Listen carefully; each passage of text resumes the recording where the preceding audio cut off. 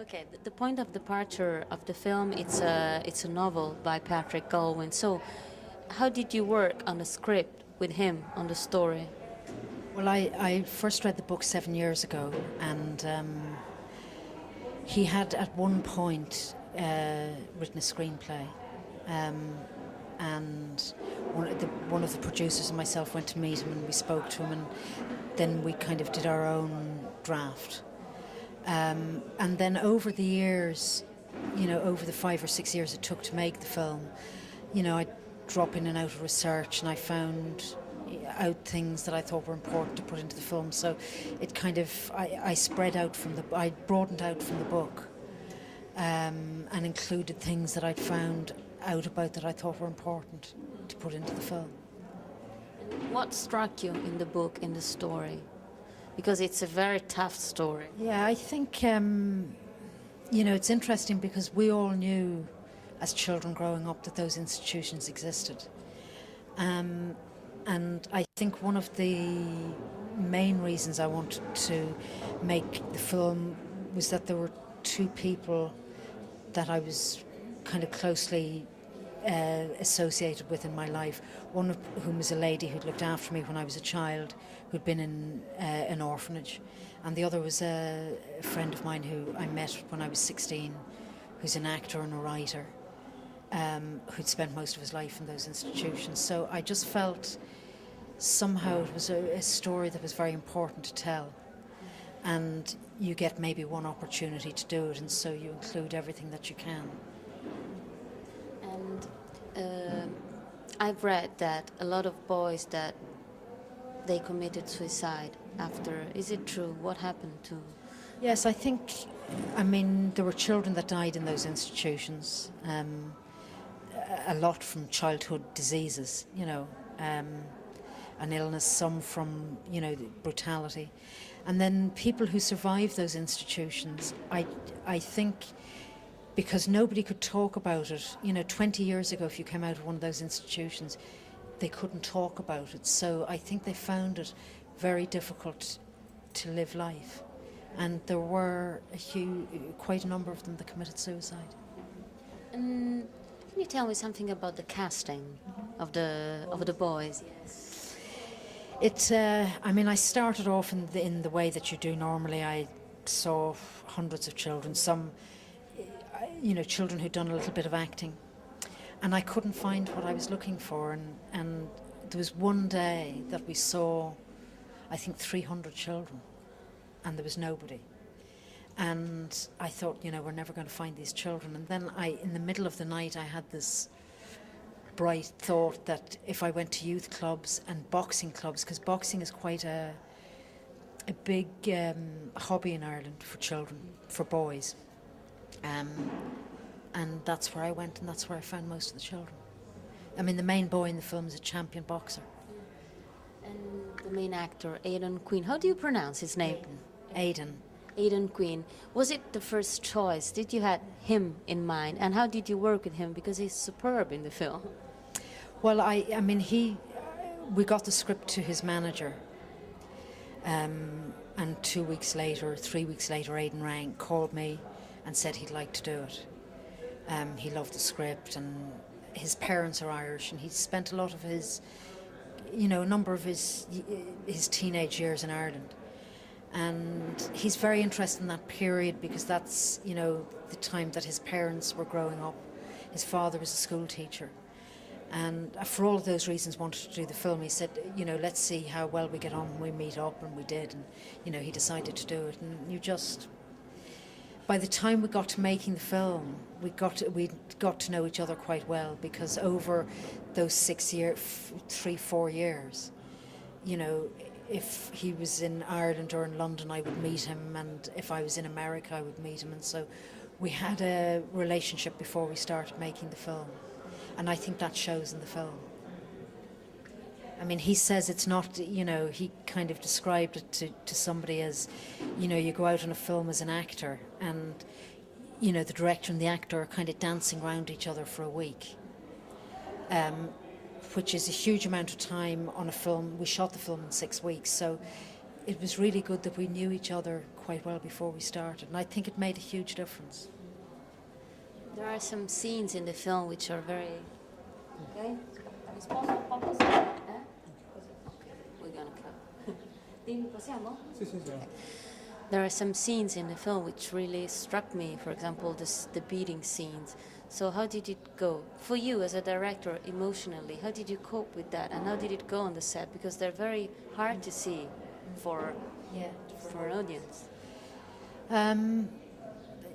You kind of go at it, and people always ask that question. You go at it in a very practical way. I mean, I don't get disturbed by having to do things like that. A lot of the work that I've done, I mean, I've been sort of accused of making the most violent series on British television that was ever seen, and now they're kind of saying this is an incredibly violent film.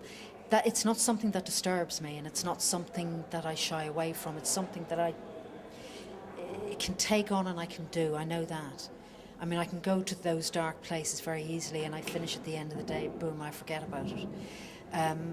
But it's interesting, somewhere inside me I can do it. And Ian Glenn, who I've worked with before as an actor, the reason I cast him in that part is he can do that too. And that is not his background, and it's not mine. But somehow we both can do it. It's kind of interesting, because he'll always say to me, "I can't. You know, you can go to those places," but so can he. He can kind of pull it out from somewhere, which is why I so desperately wanted him to play that part, because I knew he could do it. And with the children, it's. I thought it would be more difficult than it was, but because I spent a week before we started filming with them. They knew their story and their history, each one of them, as to why they were there in the school, and they were quite shocked when they read the script initially, because they had no idea that had gone on. But they got involved in it. They somehow took on that responsibility and got involved in the telling of that story. And in the making of the film, I mean, when they're in scenes in that classroom, in their mind they are back in that period, in that classroom. Aidan is their teacher, and that's it. And it's a very simple approach for them. And so, you know, I just stood them there, and they knew why these two boys were being beaten. And they knew that, you know, it's something that had happened probably to some of them before. But they were quite shocked when we started to turn over and Ian went for it. I mean, I don't think they'd ever seen acting like that before. And they knew that they sort of had to act along, but some of the reactions are, you know, they are genuinely kind of quite shocked, and they weren't afraid of him, because they knew him, you know, he was very, very good with them. They weren't afraid of him, but they were kind of quite shocked to sort of see that kind of level of acting, I think. I guess that the seasons are very important in the film. Right. Yeah, and we shot in 6 weeks in July and August. But the seasons work, you know, because it's a year. You know, Franklin comes at a certain time in the year, like February or something like that, and he leaves at the same time. He's there for 1 year. And so it was quite important to kind of get and I think it works in the film. I mean, the snow, you know, a director called Jim Sheridan. He made a film called In America. I don't know if you've seen. There's a lot of snow in that film. And they gave us these bags of snow for free, which is how I have snow, because I couldn't afford it otherwise. Let's talk about the cinematography of the film, because in the scenes set in the past, in flashbacks and memories, the colors are very bright. Did you have this idea at the very beginning, or you developed it later? Not at the beginning. I mean, there was always, I always wanted them to look different to the rest of the film. And I'd seen, and he's a huge, I love photographs. And one of my sort of favourite photographers of people is Robert Capa, who photographed the Spanish Civil War. And so I used that as a reference. And then when I was editing, I've got a collection of very old postcards that are from the 20s and 30s that are that kind of colour. And so we decided to kind of go down that route and make it look like that. This film is also about the freedom of word and thought, because what in Italy something strange is happening. We have all with the information, there is freedom of thought, but things are not going well.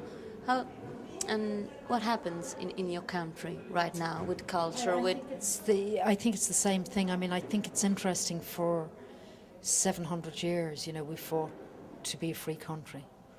And then we became a free country, and then suddenly we kind of, were sat on for like 50 years, I mean, the 30s and 40s and 50s in Ireland was quite a dark time, 60s even.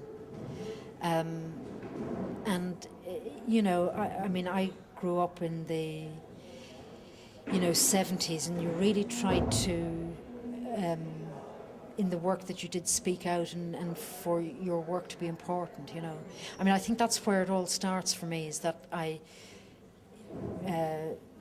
somehow have this need to kind of say things and try and be brave and stand up and say it. And a lot of that comes from my family, but that's kind of quite unusual. And I mean, less so today.